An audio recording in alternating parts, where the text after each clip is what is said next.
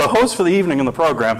I don't know if that means I'm supposed to bring up snacks later or what. They haven't really told me, but we'll have a lot of fun. We've got an incredible show for you tonight. This lineup is just incredible. People with national television experience, and it's going to be a whole lot of fun. So sit back and enjoy yourself. And the first person I'm going to bring to the stage is a woman who I've just recently worked with for the first time. She's a regular at the Comedy Studio in Cambridge and has worked all over the country. Actually does sketch comedy as well and was just recently at the Laugh Factory in Los Angeles. How about a nice big welcome for Mallissa Hunt? Good. I feel like right now I should be like, daffodil, D-A-F-F-O, daffodil. Okay, feels like a spelling bee. All right, I have an eating disorder. Yeah, it's called reverse bulimia. I binge and then I hold it all in. Yeah, I had to join Weight Watchers. And, you know, like I heard one of their commercials on, oh, it gets better. Trust me. I heard one of their commercials on the radio, and the woman comes on, she's like, hi, I'm Nicole, and I lost 180 pounds using the Weight Watchers point system. You can too. And the announcer comes on and says, weight loss results, not typical. 180 pounds. I certainly hope that's not typical. If I lost 180 pounds, I'd be a fetus. Just a tiny fetus. They have like, you know, they have this point system and you gotta go to these meetings and apparently it's like the only game where the most points doesn't win. And I didn't learn that till like the third week. So I was like way behind, right? You know, and they're just crazy with these points. It started to feel like I was in one of those MasterCard commercials. You know, it was like tube of cookie dough, 200 points. Jar of chunky peanut butter, 400 points. Bucket of fried chicken, 800 points. The look on my group leader's face when I told her I ate all that crap on the way to the meeting, priceless. Yeah. Yeah. They have, it's so funny, they do, you know, like a weekly weigh-in at these meetings. And at my meeting, they have a talking scale, because apparently fat people can't have high enough self-esteem, right?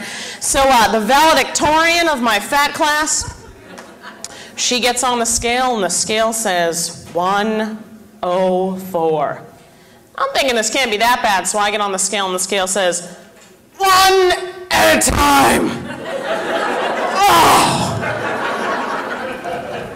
Yeah. So it kicked me out. Kicked me out of Weight Watchers. Can you believe it? Yeah, so I love food.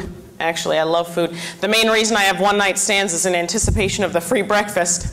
Actually, I just want to let you guys know that I do not sleep with guys on the first date. I sleep with them on the last date, which is usually how things work out. I don't know. Have you ever gone on a blind date and wished you were actually blind? So that's like happened to me. The worst blind date I ever went on, the guy told me that he killed somebody. This is a true story, but that's not even the best part. The best part is he didn't use a weapon. He choked the guy to death. So we dated. Because, you know, strong hands probably gives a good massage. Actually, best neck rub I ever had. Actually, my most recent boyfriend, or who I like to call Next, he wanted to have sex. He wanted to have sex. I know, and I could use the pancakes, so I said okay.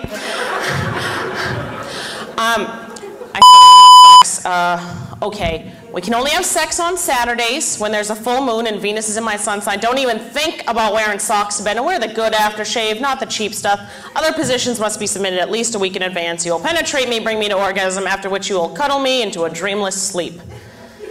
Is that for you? It wasn't, so we broke up. Yeah. Actually, my parents still live with me.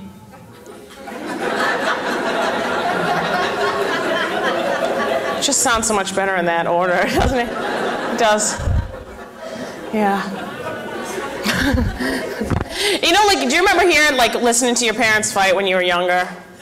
you know, and you're like, you always like got this sick feeling like it was something that you did, you know, like staying out too late or, you know, swearing at the dinner table or refusing to move out when you're 25. That's me, by the way, just in case. Did you guys watch, obviously, this is the hub of activity up here in Malden, but if you get a chance to watch television, did you watch that Joe Millionaire show? Yeah.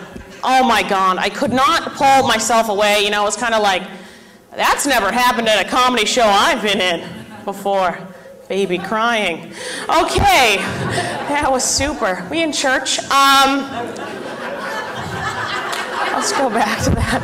I'm sorry, that was, I have a soothing voice. Yeah, this Joe Mallissa show, you know, you're kind of like, it was like blowing your nose in a tissue and looking. You know you shouldn't do it, but there's like a morbid curiosity driving you to sneak that peek, right? And it started to feel like it made the women look really bad, you know? It made them look like gold diggers. And he had these great choices, these beautiful women. So what I think that they should have done to kind of even the playing field a little bit is instead of 20 hot chicks, 20 transvestites. Stay with me here. So like 2 months later, when it comes to the big reveal, he's like, listen, I gotta be honest with you. I only make $19,000 a year. The winner's like, oh, I have a dick! I win. Yeah. That's good television. I'm going to be hired by Fox any minute now. I can feel it. Feel it. Was that too dirty? Okay, good. We're going to get dirty then. Actually, did you see that? There's this, I'm a night owl, so they have this, there's this ad on late at night for Trojan condoms. And the slogan is, if you want to look smart, wear Trojan condoms. If you want to look smart, wear Trojan condoms. Okay, I have a problem with this because glasses make you look smart. A sweater vest and a pipe, even, make you look smart. But a rubber-coated boner, well, that just makes you look pathetic. It does. Imagine like getting it on too, you're like, oh yeah, that feels so good. Oh yeah. Did you bring a thinking cap? So I practice safe sex. I actually, when people see me, they make a lot of assumptions about me. They think, you know, Indian, Alaskan, Mexican, lesbian. Actually, none of those things. I'm Filipino and Irish. That's what this genetic cocktail is. And I can honestly say that the weirdest thing about growing up that combination of races was the hair. Just kidding. I don't have hair. I dye it black, because that would be weird. That was my dirtiest one. Sorry. Actually, when I was growing up, I had mostly white friends, and they would always accuse me of not being Asian enough, and then they'd attach all these Asian stereotypes to me. So like we'd be having a slumber party and be like, Mallissa, it's going to be so much fun. We're going to watch movies, we're going to do our hair, and you can do our nails. What the hell? There's actually a word for my mix in the Filipino language, and that word is mestiza, which into English roughly translates as other white meat. Yeah. Actually, I'm gonna leave you on this one. My sister-in-law, she likes to wish me good luck or bad luck before my gigs, you know. And it was so funny because I'm single, and right before she was like, they were moving out of their house, she had all these wedding planning books. And I was like, thanks, you know, she gave, and I was like, thanks. She's like, you never know, you could be next. And I was like, oh. So for her birthday, I bought her a book called Dealing with Divorce. Said, you never know, you could be next. Thanks, you guys have been great. You're doing a great thing here. I am getting the sign to wrap up. I am Bob Matusik on sal'sshow. I enjoyed hosting this show, and hope to see you again. I'm Victoria Leigh, and I also enjoyed hosting this show, and I hope to see you again soon. Thanks for watching sal'sshow.